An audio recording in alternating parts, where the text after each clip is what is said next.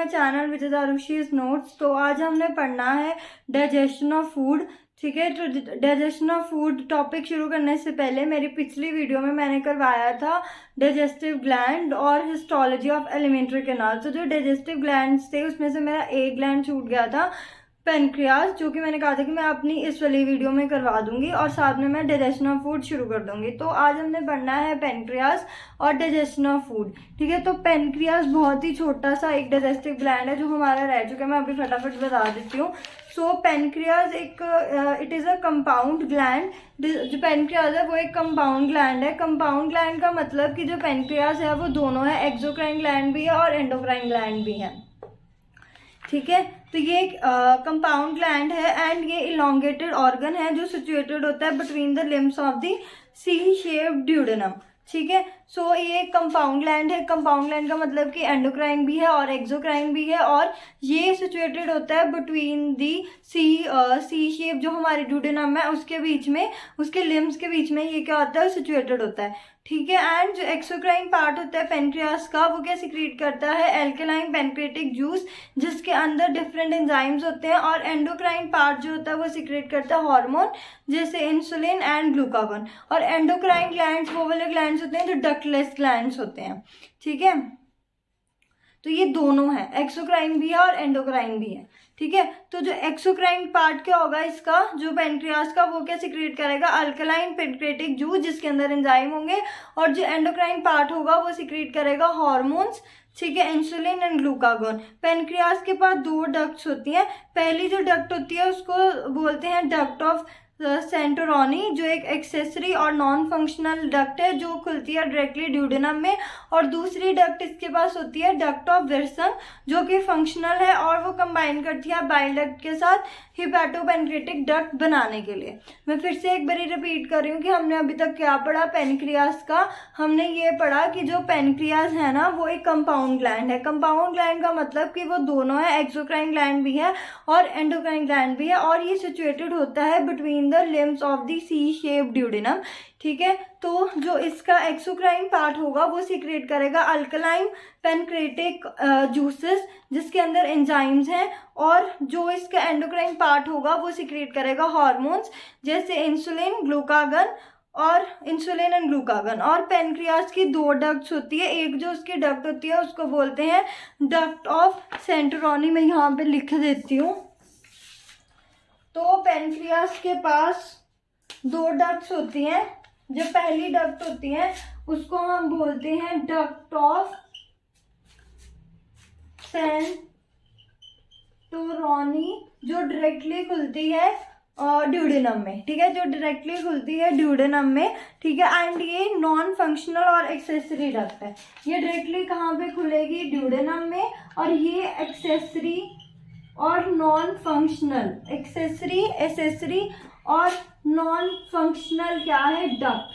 ठीक है, और इसकी जो दूसरी डक्ट होती है वो होती है डक्ट ऑफ विल्सन।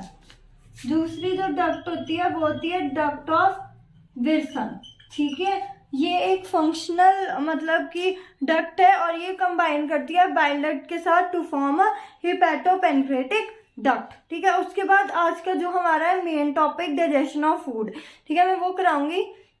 ठीक है, तो डाइजेशन ऑफ फूड जो प्रोसेस होता है डाइजेशन का वो इनकम्प्लीट कैसे होता है, बोथ बाय मैकेनिकल और केमिकल प्रोसेसेस से। ठीक है, ये मैंने स्टार्टिंग में ही चैप्टर के बताया था कि जो डाइजेशन है ऑफ फूड कैसे इनकम्प्लीट होता है by the mechanical and chemical processes से। ठीक है, तो सबसे पहले हम पढ़ेंगे डाइजेशन इन माउथ। ठीक है, क्योंकि जब मैंने डाइजेस्टिव सिस्टम शुरू कराया था तो माउथ, फिर बकल कैविटी, फिर फेरिंक्स, फिर इसोफेगस, स्टमक, है ना, ऐसे था। तो हम शुरू करेंगे digestion of food in mouth की। सबसे पहले माउथ में डाइजेशन कैसे होती है। ठीक है, तो जो बकल कैविटी होगी मतलब कि माउथ के बाद सीधे हमारे पास टीथ आएंगे। ठीक है, अगर आपको याद होगा मैंने अपनी पिछली वीडियोस में बताया था कि जो मतलब कि माउथ है, माउथ किसको जाके खुलता है, माउथ खुलता है बकल कैविटी में। और बकल कैविटी के बाद क्या हमने पढ़ा था कि उसके पास होते हैं टीथ और क्या होता है टंग, ठीक है। अब जो बकल कैविटी है, ठीक है, वो क्या करती है, वो दो मेजर फंक्शन परफॉर्म करती है। पहला उसका काम है मेस्टिफिकेशन ऑफ फूड, और दूसरा वो फंक्शन कौन सा परफॉर्म करेगी, swelling of, facilitation of swallowing, ठीक है। तो जो हमारे पास क्या है बकल कैविटी, वो दो मेजर फंक्शन प्रोड्यूस करती है।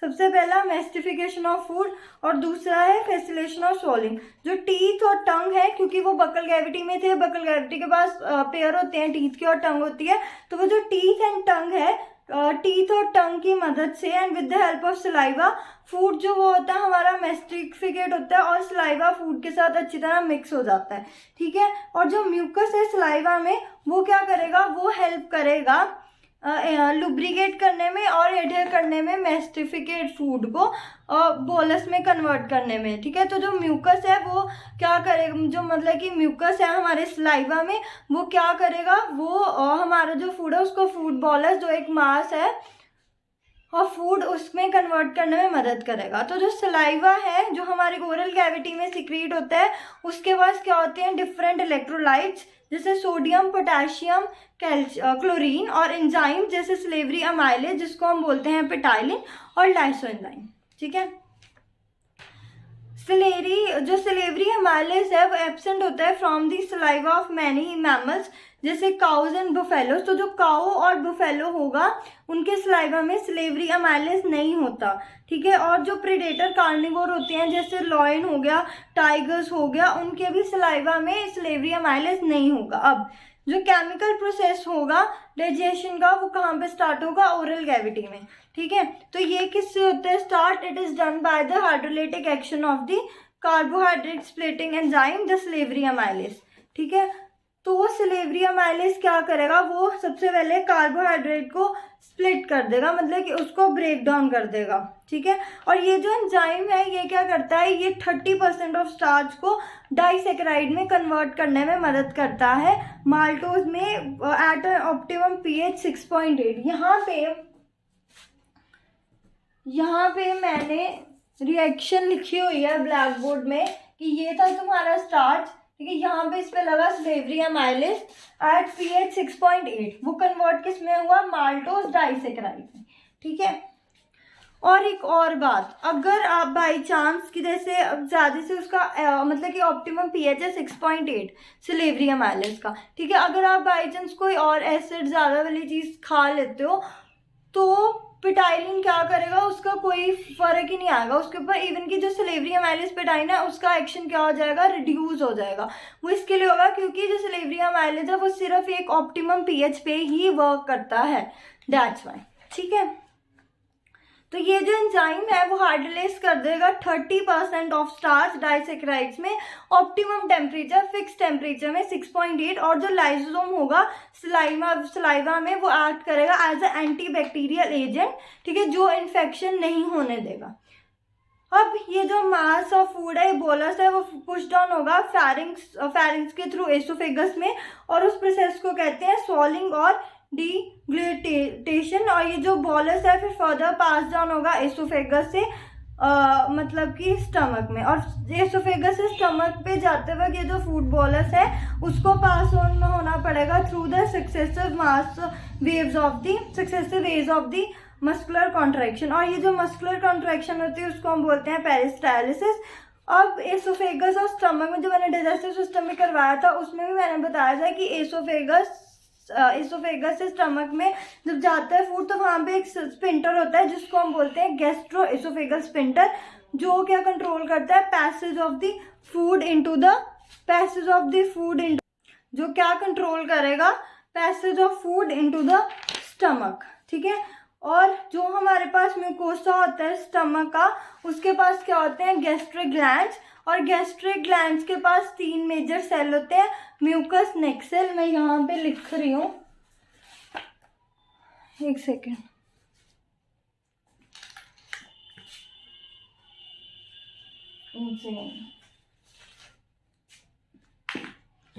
तो मैं पहले ऐसे वर्बली बता देती हूँ, फिर मैं ब्लैक बोर्ड पे लिखूंगी कि जो गैस्ट्रिक ग्लैंड्स होते हैं, यानी जो म्यूकस होता है स्टमक का, ठीक है।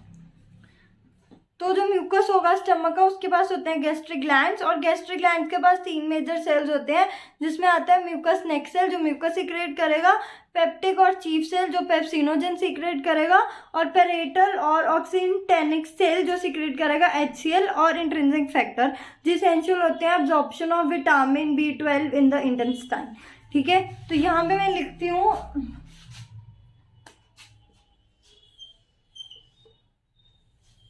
ठीक है, मैं यहाँ पे लिख रही हूँ क्योंकि मेरे पास स्पेस थोड़ी सी कम है।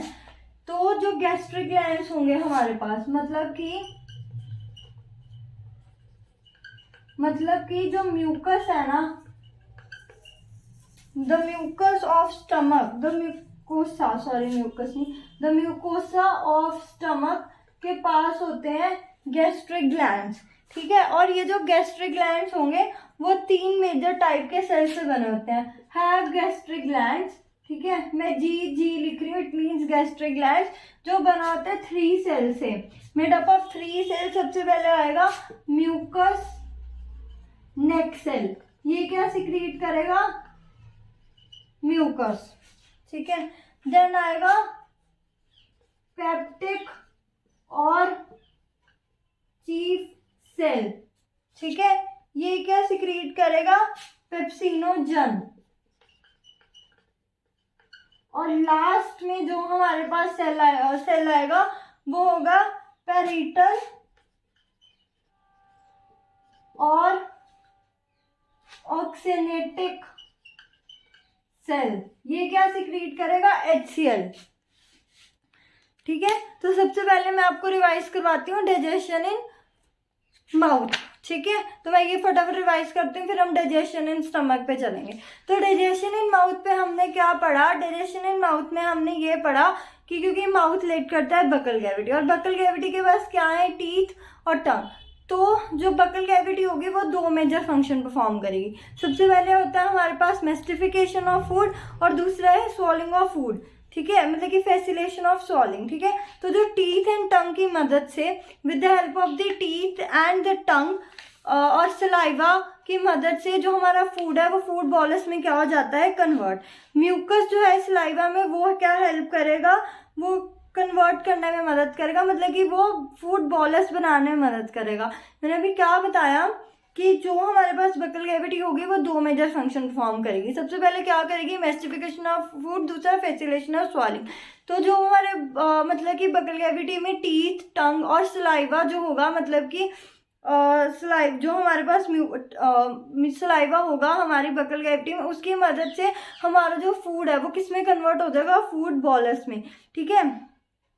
और जो सलाइवा के अंदर बाकी भी डिफरेंट इलेक्ट्रोलाइट्स होते हैं, जैसे सोडियम, पोटेशियम, क्लोरीन, और उसके बाद एंजाइम भी होता है सलाइवा के अंदर जिसको हम बोलते हैं सलेवरी अमाइलेज या पिटाइलिन, और लाइसोसोम भी होगा। अब उन्होंने ये बताया कि ये जो कई ऐसे एनिमल्स होते हैं जिनके सलाइवा में ये सलेवरी अमाइलेज नहीं प्रेजेंट होता, जैसे काओ, बफेलो, ठीक है, या प्रीडेटर कार्निवोर जैसे लॉयन एंड टाइगर। अब केमिकल प्रोसेस जो है डाइजेशन का वो हमारा कहाँ पे होगा, माउथ में, ठीक है, मतलब कि ओरल कैविटी में, ठीक है। तो ये किसकी मदद से होता है, hydrolytic action of the salivary amylase की मदद से, क्योंकि सलाइवा के पास क्या है, सलेवरी अमाइलेज। तो वो जो सलेवरी अमाइलेज है वो क्या करेगा, वो कार्बोहाइड्रेट को यानी स्टार्च को कन्वर्ट किस में कर देगा, माल्टोस में, ठीक है। और ये जो सलेवरी अमाइलेज है वो 30% स्टार्च को कन्वर्ट कर देता है किसमें, डाइसैकेराइड में, और ऑप्टिमम पीएच पे। और जो लाइसोसोम है वो एंटीबैक्टीरियल इन्फेक्शन प्रिवेंट करते हैं। और उसके बाद फिर जो हमारा फूड बॉलस है, जो मास है, वो कहाँ से पुश होगा, फेरिंग से एसोफेगस में। उस प्रोसेस को बोलते हैं स्वॉलिंग और डीग्लिटेशन। और जो फिर बॉलस है जब वो फर्दर पास डाउन होता है एसोफेगस से स्टमक में, तो जब वो एसोफेगस से स्टमक में जाएगा तो वहाँ पे क्या प्रेजेंट होता है, गैस्ट्रो एसोफेगल स्पिंटर, जो रेगुलेट करता है हमारे पास passage of food into the stomach. उसके बाद मैंने बताया कि जो हमारे पास म्यूकस होगा स्टमक का, जो हमारे पास म्यूकस है स्टमक का, वो गैस्ट्रिक ग्लैंड सिक्रीट करता है। और गैस्ट्रिक ग्लैंड 3 टाइप के सेल से बना होता है, म्यूकस सेल जो म्यूकस सिक्रीट करेगा, पेप्टिक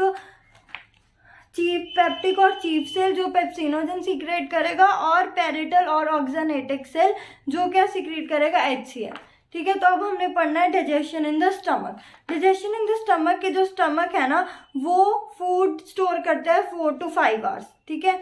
तो जो फूड क्या होता है वो थॉरली मिक्स हो जाता है गैस्ट्रिक जूसेस के साथ स्टमक में, और वो गैस्ट्रिक जूसेस कौन से, जो गैस्ट्रिक ग्लैंड सीक्रेट करते हैं, जो वो स्टमक के म्यूकस में प्रेजेंट होता है, ठीक है। और जो उसके एसिड्स हैं वो प्रॉपर्ली मिक्स हो जाते हैं फूड में by the churning movement of muscular wall, और वो फिर जब बनती है चीज़ की जिसमें हमारे पास फूड बॉल है, जब वो स्टमक में जाता है और जब उसके अंदर डिफरेंट एसिड्स क्या होते हैं मतलब कि मिक्स हो जाते हैं, तो उसको हम बोलते हैं काइम। अब क्या होगा कि जो प्रोएंजाइम या पेप्सिनोजन है, जब वो HCl के साथ कांटेक्ट में आएगा तो वो कन्वर्ट हो जाएगा एक्टिव एंजाइम में, क्योंकि पहले जो हमारे पास प्रोएंजाइम जो है वो इनएक्टिव फॉर्म में था, तो जब वो HCl के कांटेक्ट में आता है तो वो एक्टिव फॉर्म में क्या हो जाता है, कन्वर्ट। और जो तो जो पेप्सिन है वो क्या करेगा, मैंने यहाँ पे लिखा हुआ है कि जो पेप्सिन है, जो हमारे पास पेप्सिन है वो क्या कन्वर्ट करेगा, प्रोटीन को प्रोटीएज और पेप्टाइड्स या उसमें कन्वर्ट कर देगा, ठीक है।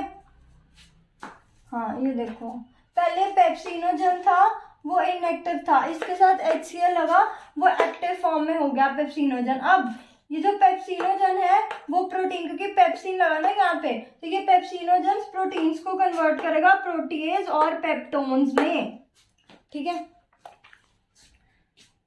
हाँ, तो जो म्यूकस और जो बाइकार्बोनेट प्रेजेंट है गैस्ट्रिक जूसेस में, वो एक इम्पॉर्टेंट रोल क्या प्ले करेंगे लुब्रिकेशन में, और प्रोटेक्ट करेंगे म्यूकस एपिथेलियम को स्टमक की from the highly concentrated HCl। और HCl क्या करेगा, एसिडिक मीडियम प्रोवाइड करेगा और एक pH प्रोवाइड करेगा 1.8, जो ऑप्टिमल pH रहेगा पेप्सिन के लिए। HCl of gastric juice convert क्या करेगा Fe3 पॉजिटिव को Fe2 पॉजिटिव में, जो एब्जॉर्प्शन ऑफ आयरन को पॉसिबल बनाता है। और जो नॉन सिक्रीशन होती है HCl की, जिसको हम बोलते हैं एक्लेरोडिया और gastrectomy, can lead to iron deficiency और अनीमिया, कि अगर बाई चांस HCl सिक्रिएट नहीं होता किसी ह्यूमन में तो वो फिर आयरन की एब्जॉर्प्शन तो होएगी नहीं, क्योंकि HCl ही कन्वर्ट कर रहा है ना Fe3 पॉजिटिव को Fe2 पॉजिटिव में, तो फिर ऐसे केसेस में अनीमिया हो जाती है, ठीक है। तो रेनिन एक प्रोटीलिटिक एंजाइम भी है जो गैस्ट्रिक जूसेस में पाया जाता है छोटे बच्चे के, जो मतलब कि मिल्क प्रोटीन को डाइजेस्ट करने में मदद करता है, ठीक है। तो ये था डाइजेशन इन स्टमक, ठीक है। तो डाइजेशन इन स्टमक में फिर से बता देती हूँ कि जो फूड है वो रहता है स्टमक में फॉर 4 to 5 आवर्स, और इस बीच में जो फूड है प्रॉपर्ली मिक्स हो जाता है विद द सिक्रीशन या गैस्ट्रिक जूसेस, जो मतलब कि म्यूकस सिक्रीट करेंगे ऑफ द स्टमक, अच्छी तरह मिक्स हो जाता है, और जब वो पूरी तरह मिक्स हो जाता है उसको बोलते हैं काइम। तो जब HCl कांटेक्ट में आएगा पेप्सिनोजन के, तो वो इनएक्टिव पेप्सिनोजन को एक्टिव फॉर्म में करेगा पेप्सिन में, ठीक है। तो अब ये जो पेप्सिन है जब वो प्रोटीन्स पे ऐड करते हैं वो प्रोटीएज और किस में कन्वर्ट कर देते हैं, प्रोटीएज और पेप्टोन्स में। और जो म्यूकस है और बाइकार्बोनेट है जो मतलब कि स्टमक में रहेगा, वो प्रोटेक्ट करेगा स्टमक की लाइनिंग को इतने ज़्यादा एसिड से, ठीक है। और जो HCl का रोल क्या है कि वो एसिडिक मीडियम प्रोवाइड कराएगा पेप्सिन्स के लिए, और एक ऑप्टिमल pH भी प्रोवाइड कराएगा जो कि है 1.8। और जो HCl है गैस्ट्रिक जूस में जो HCl रिलीज होता है वो कन्वर्ट करता है Fe3 पॉजिटिव को Fe2 पॉजिटिव में, और अगर बाई चांस मतलब कि HCl रिलीज नहीं हो रहा तो एनीमिया हो सकता है। और रेनिन भी एक एंजाइम होगा जो गैस्ट्रिक जूस में इन्फेंट छोटे बच्चों में पाया जाता है मिल्क प्रोटीन्स को डाइजेस्ट करने के लिए, ठीक है।